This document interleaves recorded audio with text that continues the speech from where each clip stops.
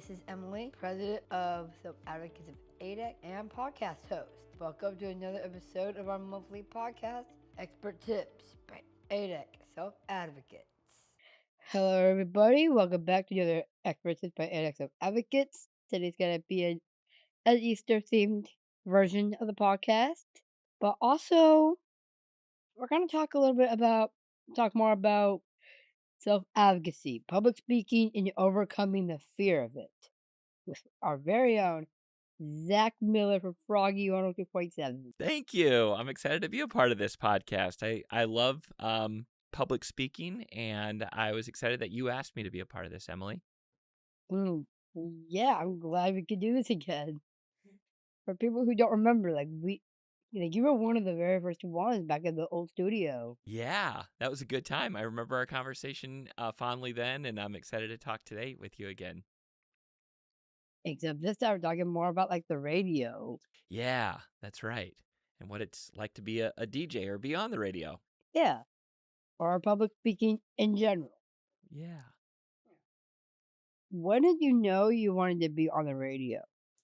I knew when I was in high school, and I would listen to a morning show on the rock station that was in Atlanta that was advertising for a radio job. They were saying it was kind of like a contest where you could win to be the new on-air person in the radio station. I thought, what a cool contest to win with that. I would love to win that contest to be on the radio. I was a little bit young at the time, but when I came up to Indiana to go to Goshen College, I met Jason Samuel walking in the hallway, and he showed me the radio station, and I knew I wanted to be on the radio after I saw that radio station. Now, this is definitely very connected. Mm-hmm. Did you always grow up wanting this position? Yeah, I think when I was growing up, my dream was to be like a Ryan Seacrest and be a morning show person and all the fun stuff that comes along with that. And then when I got into radio, I realized there's a bunch of other things that you can do in addition to having your own show or being a manager or even doing radio sales and promotions. And I thought, wow, this is a really cool industry and place to work. So I was excited to find my calling pretty early on in my life. That is really cool. Not many people already know what they want to do when they're young. So it's cool that you've always wanted to do this. Yeah, it takes some years of soul searching sometimes to find what you really want to do. How long have you been on the radio? For me, I had my very first show back in the fall of 2004. So, little over 21 years I've been on the radio in some way, shape, or form. That's pretty cool that you've been doing this for that long. Yeah, it is. Some would say that I actually know a little bit of what I'm doing now. I still have no idea what I'm doing. Can you think back to your very first time that you did it? I can. And I remember it was, I think, a Tuesday in the morning. I had signed up for a shift on 91.1 The Globe, the radio station back there in college. And I was so nervous to turn on the microphone and actually go on. And I think I said the time and the temperature outside, and that these couple of songs were coming up. And I think that was my very first break. I wish I could find it somewhere because I bet I was you could probably hear it in my voice. I was just shaking. I was so nervous. But it was fun. But you've been on the Globe, which is Yes. for people who don't know what the Globe is, it's like the radio station for Goshen College. Yes. An award-winning radio station too, which is awesome. That's super cool. Yeah. I was excited to be a part of that program too. I remember my first episode of Expert Tips. It was like the intro to the podcast, and there wasn't really a guest, but we explained what the podcast is gonna be like. Like we basically explained what it's gonna be about. Yeah. How did you feel? How did it make you feel doing that first episode? I was really excited. Yeah, I know. You get all the excitement and maybe a little bit of jitters and stuff. A little bit. Yeah, Yeah, I was gonna ask you this before. Were you scaring you before you went on the air? I was, and I think my hands were sweating a little bit. I was a little nervous, um, thinking, "Oh, I'm going to be talking to everybody that's listening to the radio right now, and they're going to hear my voice. I hope I don't mess up." And so it was a little bit of nervous, maybe some anxiousness behind that, but I ended up being fine. I didn't hurt anybody. Uh, Sometimes I get a little bit stiff and focus too much on like the questions on the page than going off and do my own questions. hmm But also eventually I try to relax. Yeah. Well, you seem really relaxed in talking with you here on this podcast, which is great. Ooh, yeah, I always try to relax. Yeah. Well, good for you. That's awesome. Do you sometimes still get pre-show jitters? Um, every once in a while, I'll get a little bit of jitters if I'm speaking in front of a crowd in front of me or even in front of my own peers. We had an awards banquet about a month or two ago, and I had to give the opening remarks, and that made me really, really nervous. Um, so I had to go back and kind of calm myself before I went on stage and introduced the first guest at the award show. Do you do what you would do to like amp yourself up to get ready? Um, for me, it's listening either to a favorite song, um, that kind of has like a good vibe to it. Um, I like Forrest Frank songs. I feel like those are pretty cool. Um, but yeah, like listening to a good song. Yeah. It's something about music. Mm-hmm. And not just because like we're talking about radio, Yeah. but also like just in general. Like hmm, can you give us some like tips or advice on how to overcome the jitters? I think one of the best things that you could possibly do is prep or research, what you're going to be talking about. But one of the things that's a piece of advice that somebody gave me when I was talking on the radio was that imagine you're just talking to your best friend, that one person. So as I'm sitting in a room alone and the song just ended and I'm getting ready to turn on the microphone, I picture that my friend's in the room with me and we're just having a conversation about whatever the topic is, whether it's an entertainment story or a lifestyle story, and I just pretend like I'm talking to that one person, and then that kind of eases my jitters a little bit because I'm just having a conversation with one other person. Yeah, that makes a lot of sense in a way. Yeah. How do you prepare for like a show or when you have a guest on?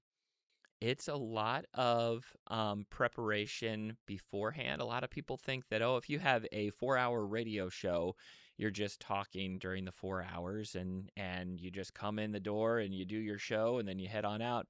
But there's preparation that comes before that where you have to research and look up some things. And especially if you have a guest, like you're interviewing somebody, it's really common to kind of pull up their bio or check out what they're doing on social media and see if you can pull any good questions from that because some of those questions can be some of the best ones if you've done your research.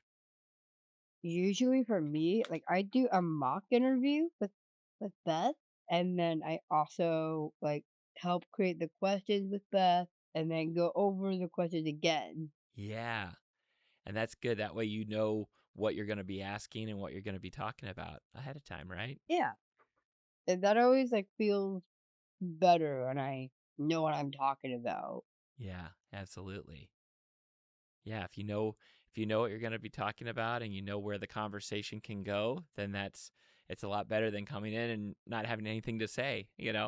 Yeah, it feels more nerve wracking that Yeah, way. exactly.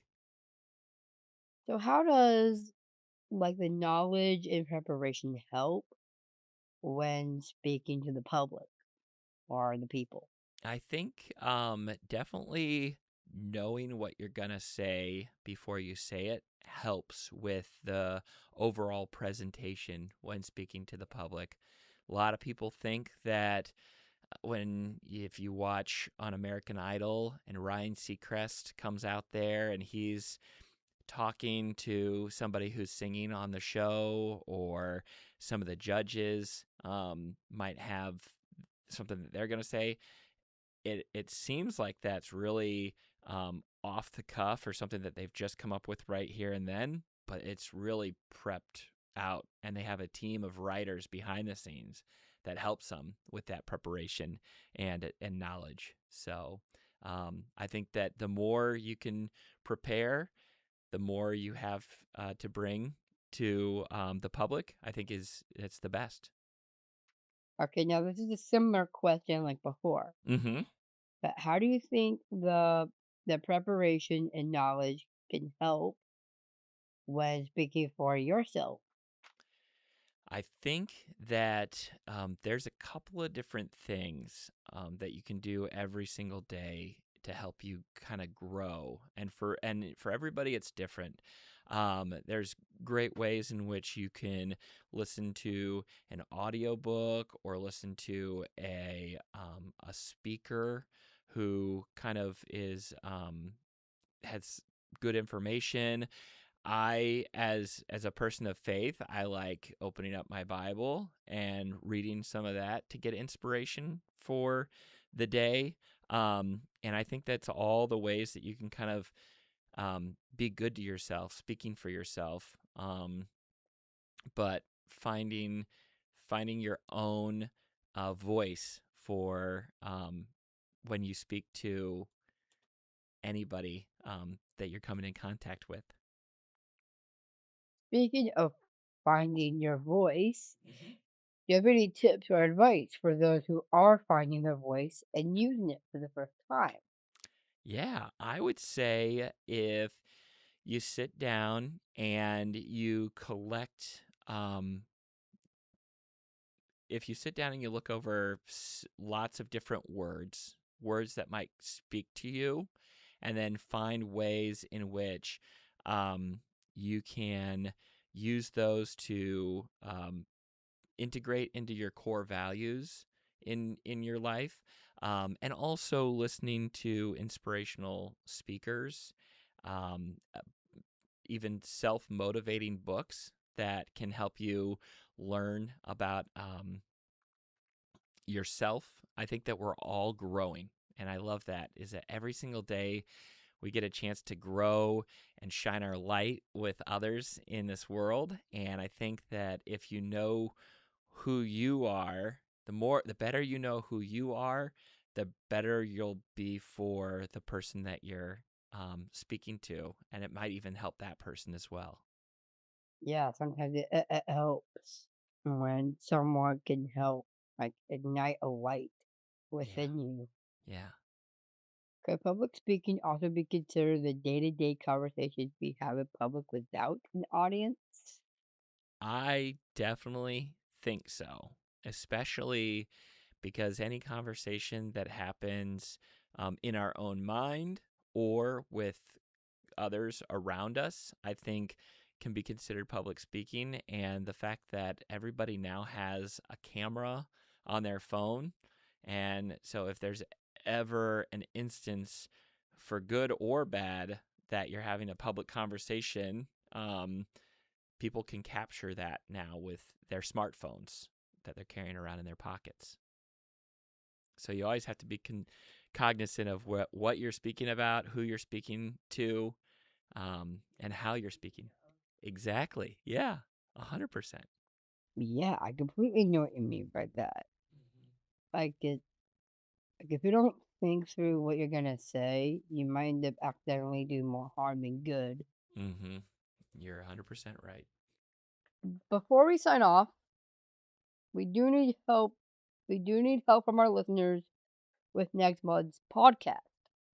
We are having a Q&A podcast with the questions you submit will be answered by me, your host, and May's guest, Sarah Mackin. which is Logan Self Advocates Liaison. Please submit your questions. We want your voice heard too. Please send questions to self-advocates@adecinc.com or call 574-596-0460. You can always leave a message or text your question as well. Thank you for listening to Expert Tips by ADEC Self Advocates. And hopefully you guys can help us out with next month's podcast. Thank you, Zach, for coming back on. Yeah, it was my pleasure. Thank you, Emily, for having me be a part of your podcast. And I've loved the experience. Thank you so much. Anytime. Thank you for coming. Thanks for tuning in and hearing from your neighbors with disabilities. Check out next month's podcast for a new guest and topic. I am Emily, host of Expert Tips by ADEC Self Advocates. See you next month.